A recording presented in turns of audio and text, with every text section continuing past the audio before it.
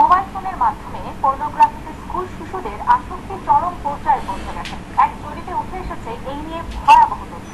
এই অবক্ষয় প্রতিরোধে স্কুল কর্তৃপক্ষের কড়া নজরদারি আর অভিভাবকদের সচেতনতার তাগিদ দিয়েছেন সমাজবিজ্ঞানীরা। ফারাবিন হাফিজের অনুসন্ধানী প্রতিবেদন। কালকে দেখা করি। কলমে স্কুলে মোবাইল আনা নিষিদ্ধ হলেও বেশিরভাগ ক্ষেত্রেই তা মানা হয় না। ভিডিও অপশন আর ইন্টারনেট সুবিধা মুঠোফোনের ইতিবাচক দিকের বদলে এর খারাপ দিকগুলোই বেশি টানছে স্কুল পড়ুয়া এসব কিশোরদের। কয়েকটি স্কুলের ক্লাসে নিতে পড়া 100 জনের উপর নজর নিয়ে দেখা গেছে এদের মধ্যে 4 জনই নিজের মোবাইল ব্যবহার করে, বাকিরা বাবা মা কিংবা বাসার অন্যদের ফোন ব্যবহার করে। এদের প্রেমের বিষয়টিও চমকে দেবার মতো। 44% শিশুর জীবনে আগে ভাগেই চলে এসেছে প্রেম। আমার একটা বয়ফ্রেন্ড থাকতেই হবে, না থাকলে আমি স্মার্ট না। বেঞ্চের নিচে সবাই মোবাইল দেখে তারপর বিভিন্ন জিনিস দেখে, যা আসলে অন্যরকম। আসলে এনভায়রনমেন্টে এত পচা হয়ে গিয়েছে যে আমরা না করে থাকতে পারছি না। 6 বাচ্চাকে যদি বলে যে সব বাজে চিত্রগুলো ভিডিওগুলো যে দেখে না, তাহলে বলবেন যে ও কোন যুগে আছে, অন্ধকার যুগে আছে। ফিজিক্স ক্লাসের ভিতরে খুব বোরিং হয়ে গেছে।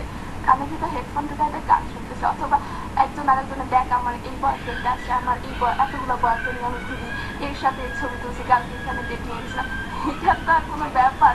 একজন নিয়ে আসে আর একজন আসে দেখতে থাকে, এই এটা দেখ এটা দেখ এটা দেখ, এটা এত জোস। ওয়াও!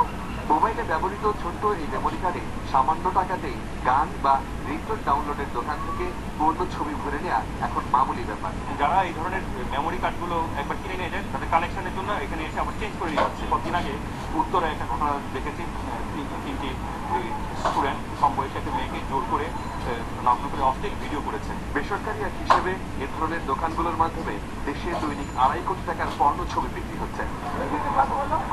সমাজবিজ্ঞানীরা বলছেন যে অ্যাডিকশনের নতুন মাত্রা এই মোবাইল। যদি মা বাবা সচেতন হন তাহলে এই সমস্যা কিছুটা হলেও সমাধান সম্ভব। আর প্রিয় সন্তানটি কখন কি করছে সে বিষয়ে মা বাবা যদি খেয়াল না রাখেন তাহলে এই সমস্যা আরো ঘনীভূত হবে ভবিষ্যতে।